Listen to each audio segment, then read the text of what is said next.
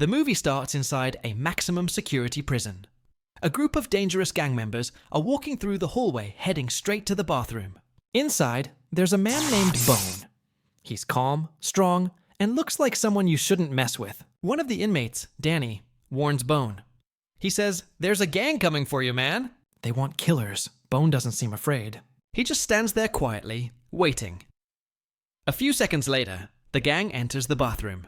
Their leader looks at Bone and says, "You'll regret not joining us." Bone slowly takes off his shirt and replies, "I'll give you one chance to walk away."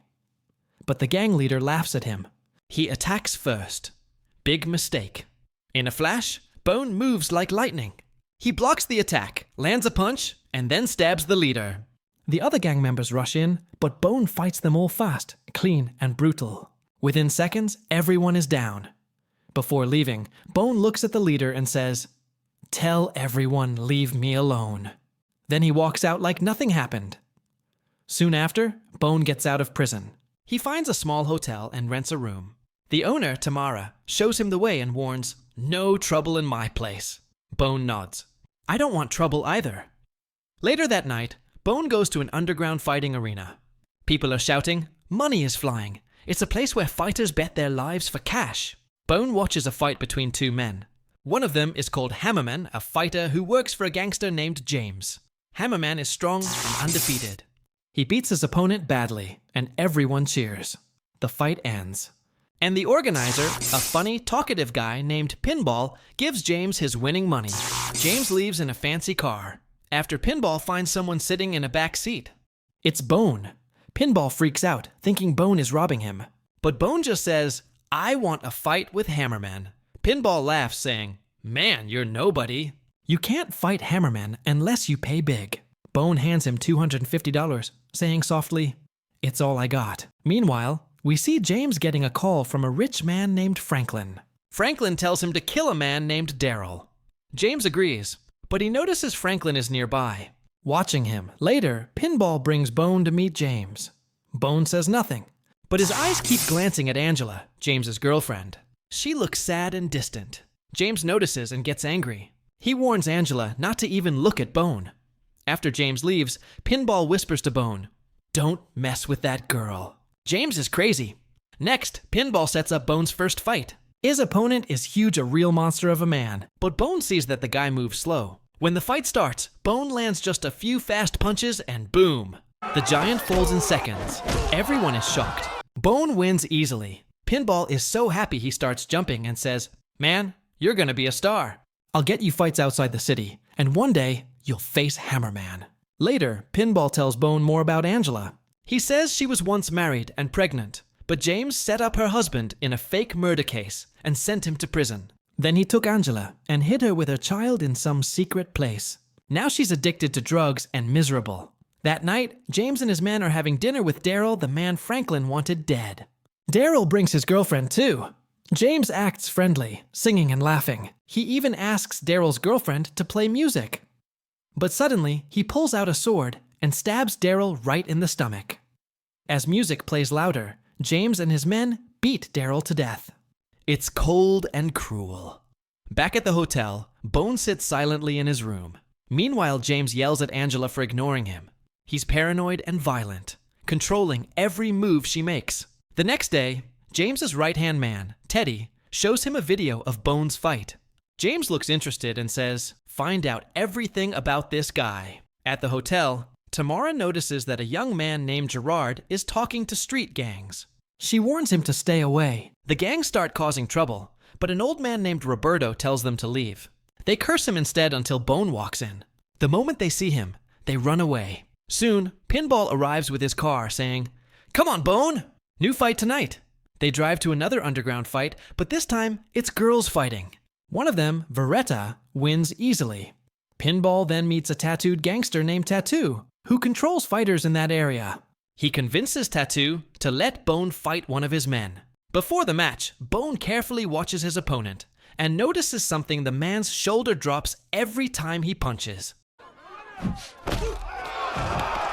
The man goes down instantly. The crowd goes wild. Pinball laughs and shouts, "He could beat two guys at once."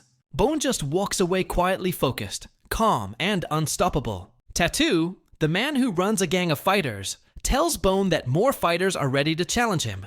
The bets are doubled, and Pinball, who manages Bone's fights, feels excited and nervous at the same time. The fight begins. Two men rush toward Bone.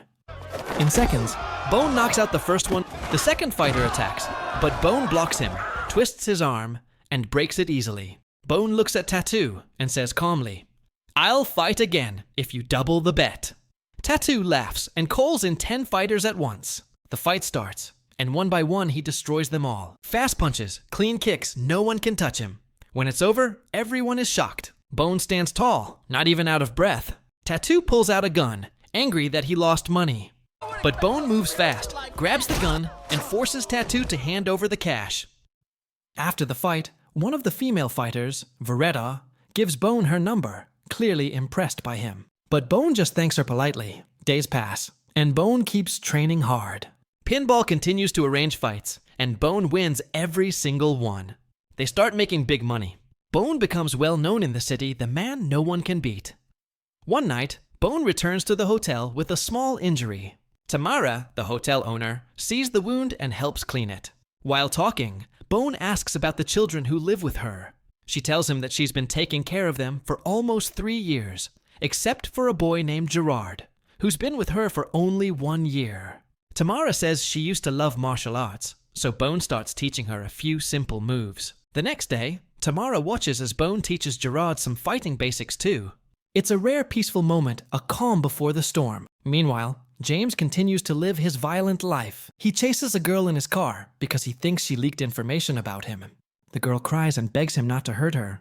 But James doesn't care. He drives his car straight into her, killing her instantly. Old Roberta witnesses the murder. James sees him watching and quietly tells his bodyguard Teddy to handle it. Soon, the big day arrives. Bone's fight with Hammerman. Before the match, Hammerman is in the car with Teddy, taking drugs to boost his strength. But it won't help him. Pinball tells James confidently, "Bone's gonna win this fight." James just smirks. The fight begins. Hammerman attacks with heavy punches, but Bone moves fast, dodging every hit. Then Bone strikes back, delivering multiple blows in a blur. Hammerman can't even defend himself. Finally, Bone finishes him off with a powerful kick, knocking him out cold. Pinball shouts, "The winner is Bone!" The crowd roars. James looks furious, but hides it behind a fake smile. Later, James invites Bone to dinner to celebrate. Bone and Pinball go to James's mansion. When Bone sees Angela, James's girlfriend, he can't look away. There's sadness in her eyes, and James notices this. He calls Bone into his office and starts talking politely. "I respect fighters," he says, showing Bone a beautiful samurai sword.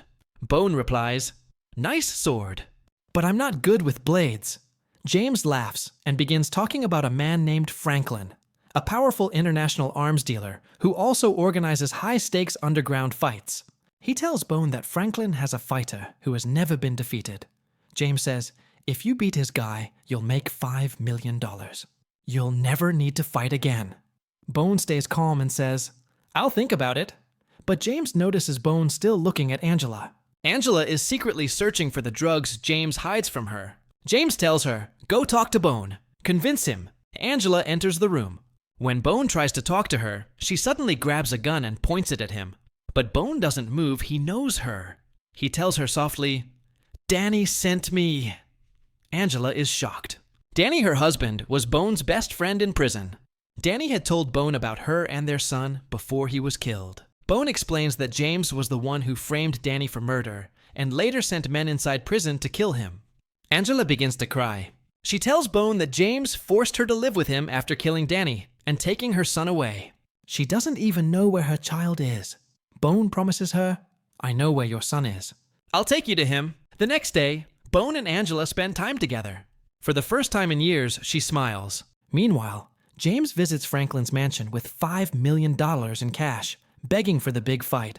Franklin, arrogant and racist, mocks James, but finally agrees to set up the match in 3 days. Back at the hotel, tragedy strikes. The police arrive and report that Roberto has been found dead. Tamara is heartbroken. Bone realizes it was James's men who killed Roberto because he saw James murder that girl. Bone comforts Tamara as she cries, and suddenly, James walks into the room. He stares at Bone with anger and disbelief. "You left Angela and now you're here with her?" Then James tells him, "I've arranged the fight with Franklin's champion." But Bone shocks him with a calm answer. "I've thought about it, and I'm not fighting." James's smile disappears. The tension rises. James becomes furious after Bone refuses to fight. He yells, "I already paid $5 million for this match." His anger boils over as he grabs his sword, ready to attack. But Bone is faster. He blocks the strike and punches James hard. James pulls out a gun, grabs Tamara, and points it at her. "If you don't fight," he threatens, "I'll kill her and those kids she's taking care of." Helpless, Bone watches as James leaves. After he's gone, Bone tells Tamara to take the children and go somewhere safe. She agrees, but before leaving, she tells him sadly, "When I come back, I don't want to see you here." Meanwhile, James orders his man Teddy to find and kill both Bone and Tamara at the same time. Hammerman, who somehow survived, finds Pinball and demands to know where Bone is hiding. Pinball refuses to talk, so Hammerman hits him. But suddenly Bone shows up. Before Hammerman can react, Bone strikes fast and deadly, killing him instantly. Then he takes down the rest of James's men one by one. When James tries to call Teddy, Bone answers the phone. With a cold voice, he says, "They're all dead, and I'm coming for you next." James, shaking with rage, sends his location to Bone and then calls Franklin. "The fight is happening today," he says. Bone arrives at Franklin's luxurious mansion, the same address James sent him. Inside, Franklin and several rich men are waiting to watch the fight. James greets Bone and warns, "If you refuse to fight, I'll kill you and that woman."